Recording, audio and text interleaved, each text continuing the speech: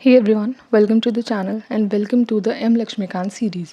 तो सीरीज़ में हम आ गए चैप्टर नंबर 11 पे. Chapter number 11 is the basic structure.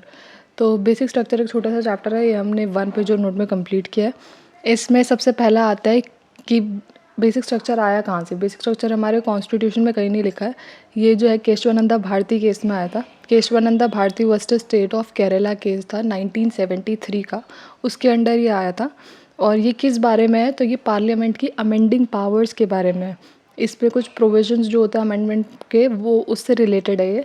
तो इससे पहले हम कुछ बैकग्राउंड देख लेते हैं. बैकग्राउंड जो है वो शंकरी प्रसाद case 1951 and Sajjan Singh case से रिलेटेड है. तो शंकरी प्रसाद केस और सज्जन सिंह केस दोनों में ही जो सुप्रीम कोर्ट था उसने ये दिया था कि पार्लियामेंट के पास एब्सोल्यूट पावर्स है अमेंड करने के लिए कॉन्स्टिट्यूशन को.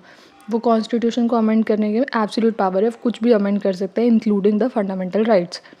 लेकिन गोलकनाथ केस जो आया था 1967 का, उसमें सुप्रीम कोर्ट ने कहा था कि पार्लियामेंट जो है वो फंडामेंटल राइट्स को अमेंड नहीं कर सकती है.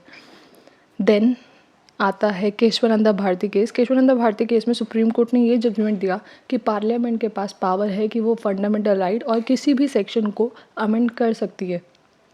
लेकिन द थिंग इज़ कि बेसिक स्ट्रक्चर एक टर्म दिया गया था कि वो बेसिक स्ट्रक्चर उससे अफेक्ट नहीं होना चाहिए. बेसिक स्ट्रक्चर को वो ऑल्टर नहीं कर सकती है, उसके अलावा वो कुछ भी अमेंड कर सकती है. अब बेसिक स्ट्रक्चर में आता क्या है, तो बेसिक स्ट्रक्चर की कोई भी फिक्स डेफिनेशन उन्होंने नहीं दी थी कि इसमें क्या क्या आता है, क्या क्या इससे एक्सक्लूडेड है.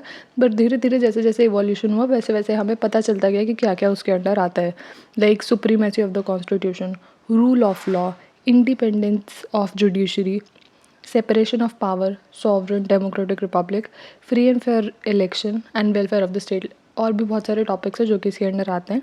तो ऐसे कर करके हमें केसेस बाय केसेस पता चलता गया कि बेसिक स्ट्रक्चर में क्या क्या आता है. तो कंक्लूजन ये है कि बेसिक स्ट्रक्चर में जो भी चीज़ें आती हैं उनको हम ऑल्टर नहीं कर सकते हैं. उसके अलावा पार्लियामेंट के पास पावर है कि वो कुछ भी अमेंड कर सकती है including the fundamental rights. So this was it for the chapter. इसमें बहुत ही छोटा सा चैप्टर था, केवल इतना ही इसमें था. एंड अगला चैप्टर हम नेक्स्ट वीडियो में देखेंगे. Thanks for watching.